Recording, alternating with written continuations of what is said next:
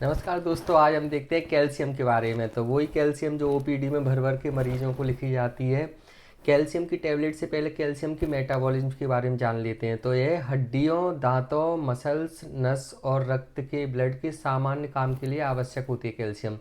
शरीर में कैल्शियम का स्तर हार्मोन्स और विटामिन डी द्वारा बहुत ही नियंत्रित तरीके से बनाए रखा जाता है, बहुत ही सटीक तरीके से बनाया। थोड़ा सा कम या ज़्यादा कैल्शियम होने पर बहुत ही शरीर में डैमेज हो सकता है। तो शरीर में जो कैल्शियम का डिस्ट्रीब्यूशन होता है वह कुल जो अपने शरीर होता है उसका 99% कैल्शियम का 99% हड्डियों और एवं दांतों में हाइड्रोक्सी एपेटाइट के रूप में पाया जाता है। लगभग 1% ब्लड और अन्य टिश्यू में घूमता रहता है। ब्लड में जो कैल्शियम होता है वह दो रूपों में मिलता है, दो फॉर्म में मिलता है। पहला होता है आयनाइज्ड कैल्शियम, तो ये 50% होता है, बायोलॉजिकल एक्टिव होता है। दूसरा होता है प्रोटीन से जुड़ा हुआ कैल्शियम, एल्यूमिन प्रोटीन से जुड़ा हुआ, यह 40% होता है। तीसरा होता है कॉम्प्लेक्स फॉर्म में, जैसे कि साइट्रेट एंड फॉस्फेट फॉर्म में, यह केवल 10% होता है। तो इन तीन फॉर्म में जो कैल्शियम होता है वह शरीर में सर्कुलेट होता रहता है, घूमता रहता है। अब कैल्शियम का जो बैलेंसिंग है उसके प्रमुख ऑर्गन कौन कौन से हैं, कौन कौन से ऑर्गन इन्वॉल्व रहते हैं कैल्शियम की मेटाबॉलिज्म में। तो सबसे पहले होती है इंटेस्टाइन। इंटेस्टाइन मतलब जो अपनी छोटी आंत बड़ी आंत, तो जो अपन खाते हैं भोजन उससे कैल्शियम का एब्जॉर्प्शन करती है। दूसरा होता है बोन्स, ये क्या करती है, बैंक की तरह काम करती है, मतलब डिपोजिशन भी कराती है और कैल्शियम का बाहर भी भेजती है, ब्लड की तरफ भी भेजती है। थर्ड होता है किडनी, तो यह कैल्शियम का रीअब्जॉर्प्शन एवं एक्सक्रीशन कराती है, बाहर निकालती है फिर से एब्जॉर्ब करती है किडनी। चौथी होती है पैराथायरॉयड ग्लैंड, ये हॉर्मोन्स बनाती है जो कैल्शियम के लेवल को बैलेंस करके रखती हैं। तो ये चार ऑर्गन मेनली कैल्शियम की मेटाबॉलिज्म में एक्टिव रहते हैं। अब कैल्शियम को रेगुलेट करने वाले हार्मोन्स कौन कौन से हैं, इनका हम लेवल देखते हैं कि ये कौन कौन से हार्मोन्स कैल्शियम को रेगुलेट करते हैं। तो सबसे पहला होता है पैराथायरॉयड हार्मोन। यह पैराथायरॉयड हार्मोन यहाँ से निकलता है, पैराथायरॉयड जो ग्लैंड्स होती है उससे निकलता है। जब ब्लड में कैल्शियम का लेवल कम हो जाता है तो पैराथायरॉयड हार्मोन निकलता है। यह काम क्या करता है पैराथायरॉयड, तो ये बोन से कैल्शियम को रिलीज कराता है। इसका मेन काम है ब्लड में कैल्शियम के लेवल को बनाए रखना। कैल्शियम का किडनी में रीअब्जॉर्ब कराता है, ब्लड में बढ़ाता है, विटामिन डी को एक्टिवेट करता है जिससे इंटेस्टाइन से कैल्शियम का एब्जॉर्प्शन बढ़ जाए। Parathyroid hormone. सेकंड नंबर पे होता है कैल्सिटोनिन, यह थायरॉयड ग्लैंड से निकलता है। जब ब्लड में कैल्शियम ज़्यादा हो जाता है तो यह ऑस्टियोक्लास्ट को इनहिबिट कर देता है। इससे रिजल्ट में क्या होगा, बोन्स में कैल्शियम जमा हो जाता है और ब्लड में कैल्शियम कम हो जाता है, कैल्सिटोनिन। थर्ड नंबर पे होता है विटामिन डी। विटामिन डी क्या करता है, इंटेस्टाइन से कैल्शियम और फॉस्फेट के एब्जॉर्प्शन को बढ़ाता है। यह भी ब्लड में कैल्शियम ज़्यादा करवाएगा विटामिन डी, और वो कैल्शियम को बोन में डिपॉजिट कराएगा। मतलब विटामिन डी का काम क्या है, इंटेस्टाइन से कैल्शियम और फॉस्फेट को एब्जॉर्ब कराना और उन कैल्शियम को बोन में डिपॉजिट कराना। जो कैल्शियम मेटाबॉलिज्म होती है उसके हम स्टेप्स देखते हैं। तो सबसे पहले हमने खाया, क्या क्या क्या क्या खाया, दूध, दही, हरी सब्जियां, मछली, अंडे इत्यादि खाए, इसमें कैल्शियम शरीर में आता है। इसके बाद इंटेस्टाइन से एब्जॉर्ब होता है, कौन से पार्ट से, मेनली ड्यूडेनम से। ड्यूडेनम में जो विटामिन डी होता है उसकी प्रेजेंस में यह कैल्शियम का एब्जॉर्प्शन बढ़ता है। तीसरा ड्यूडेनम से कहाँ आता है, ब्लड में, तो एल्यूमिन एवं अन्य प्रोटीन के थ्रू ये ब्लड में सर्कुलेट होता है। चौथा ब्लड से हड्डियों में जमा हो जाता है। तो यह जमा होने को या फिर हड्डियों से रिलीज भी होने को ये कौन कौन से पैराथायरॉयड और कैल्सिटोनिन हार्मोन रेगुलेट करते हैं। चौथा ब्लड के थ्रू किडनी में जाएगा, किडनी से अब ब्लड में रीअब्जॉर्ब करना है या फिर मतलब फिर से एब्जॉर्ब करना है, एक्सक्रीट करना है, ये भी हार्मोन से रेगुलेट होता है। अब एक कैल्शियम टेबलेट्स के बारे में, तो हमने रोल देख लिया कैल्शियम शरीर में कैसे आता है, कैसे एब्जॉर्ब होता है, कैसे बोन में डिपॉजिट होता है, कैसे रिलीज होता है, कैसा होता है। अगर ये डिसबैलेंस हो जाए तो हमें कैल्शियम की टेबलेट खाना रहती है।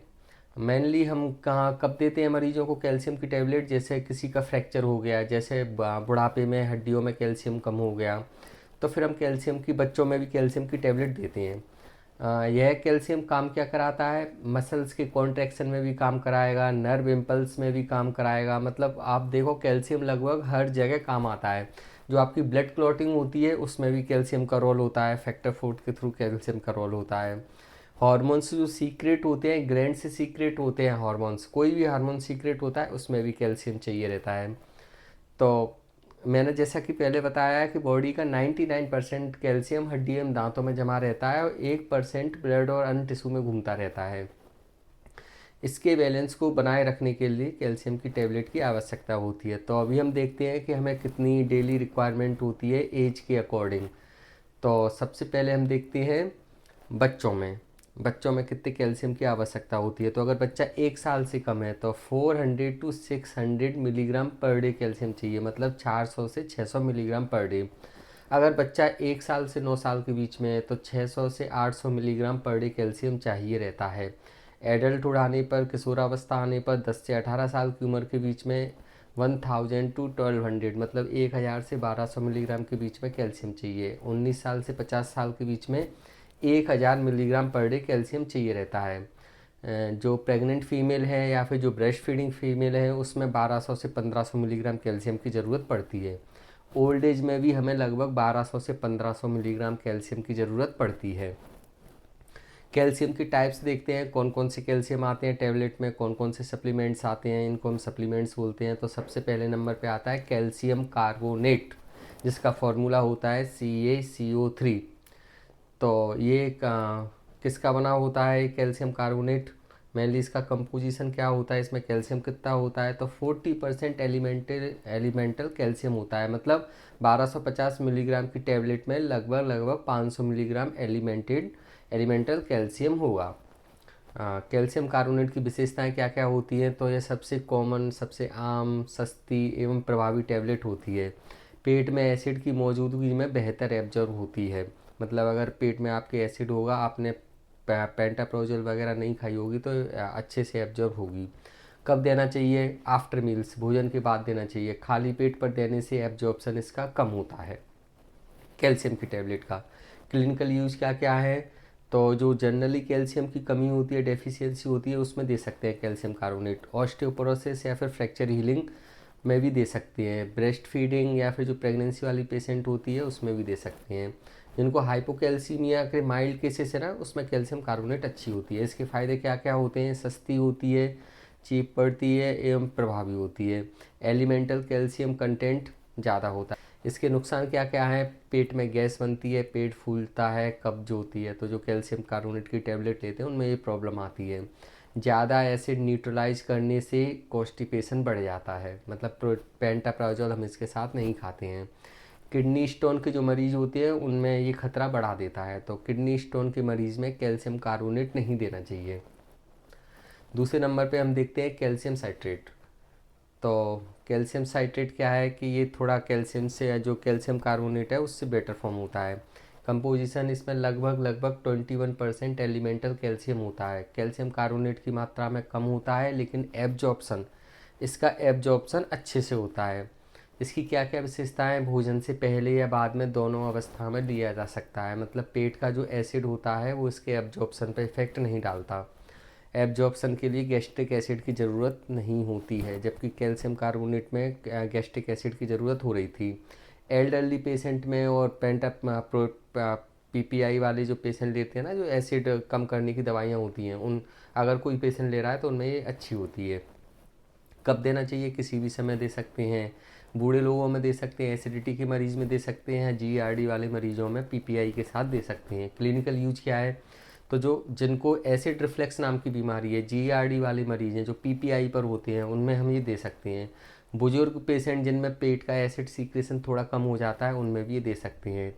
किडनी के पेशेंट जिनमें कैल्शियम कार्बोनेट जो पहले नंबर पर बताया था वो नहीं देते हैं, लेकिन ये वाली दवाई हम दे सकते हैं। कैल्शियम कार्बोनेट से खतरा होता है, इससे खतरा नहीं होता है। कैल्शियम साइट्रेट की बात कर रहे हैं। फ़ायदे क्या है? पेट पे कॉन्स्टिपेशन नहीं होगा, कॉन्स्टिपेशन कम कराएगा, कब्ज की प्रॉब्लम नहीं होगी, एब्जॉर्प्शन हर उम्र में लगभग समान होता है। नुकसान क्या है? एलिमेंटल कैल्शियम कम होता है, इसलिए थोड़ी ज़्यादा खुराक देना पड़ सकती है। 21% होता है, जैसा कि मैंने भी आपको बताया कैल्शियम साइट्रेट के। थर्ड नंबर पे हम देखते हैं कैल्शियम साइट्रेट मैलेट। ये कॉम्बिनेशन होता है तीनों का, कैल्शियम साइट्रेट भी होगी इसमें, मैलेट फॉर्म भी होगा।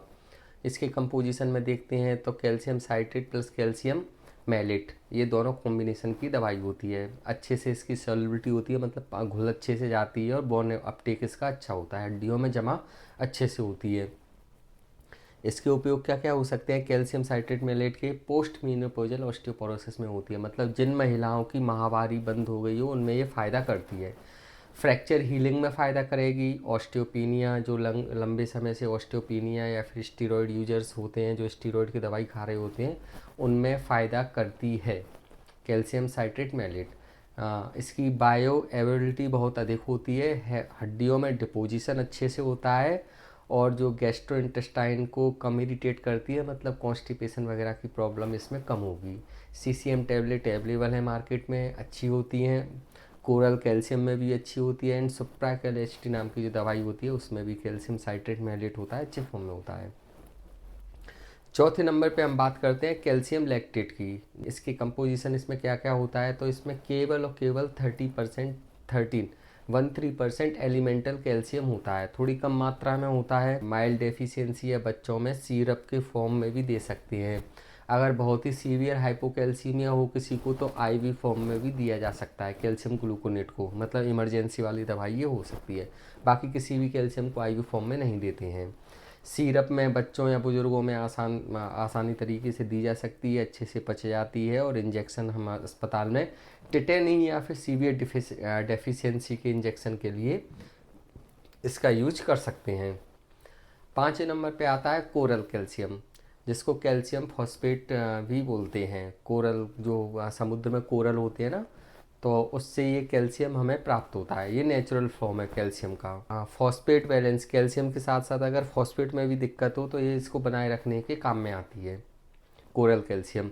क्रॉनिक कैल्शियम डेफिशिएंसी, जो लंबे समय से कैल्शियम की डेफिशिएंसी है, और ऑस्टियोपोरोसिस में ये अच्छे से काम करती है, नेचुरल कैल्शियम होती है, बढ़िया अच्छे से रिजल्ट भी अच्छे होते हैं कोरल कैल्शियम के।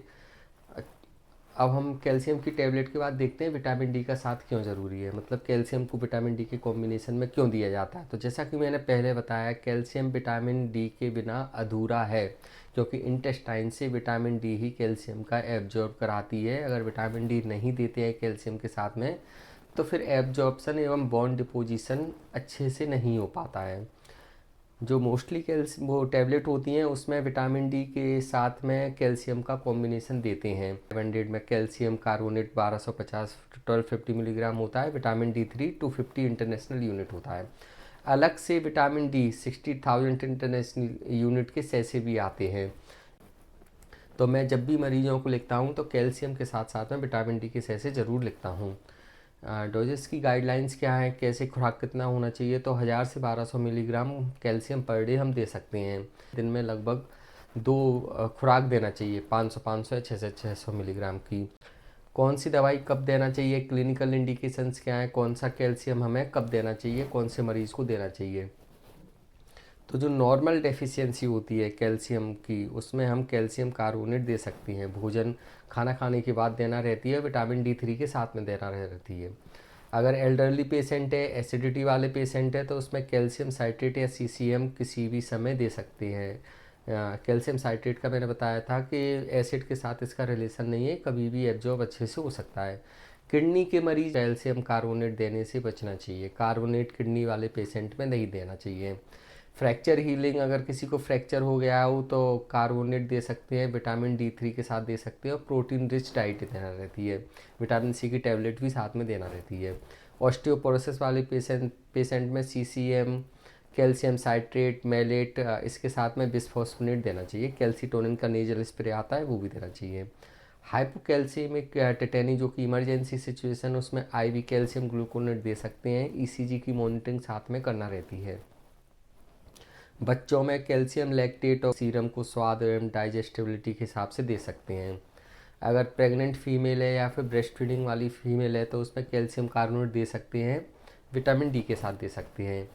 साइड इफ़ेक्ट क्या क्या होते हैं कैल्शियम के, तो जैसा कि मैंने बताया था, कैल्शियम कार्बोनेट के साथ ज़्यादा होते हैं, गैस बन सकती है, पेट फूल सकता है, एसिड कब्ज हो सकती है, कॉन्स्टिपेशन हो सकता है, किडनी स्टोन की संभावना भी रहती है कार्बोनेट के साथ में। ओवरडोज से हाइपोकैल्सीमिया हो सकता है, जिसमें कन्फ्यूजन होता है, थकान उल्टी होती है।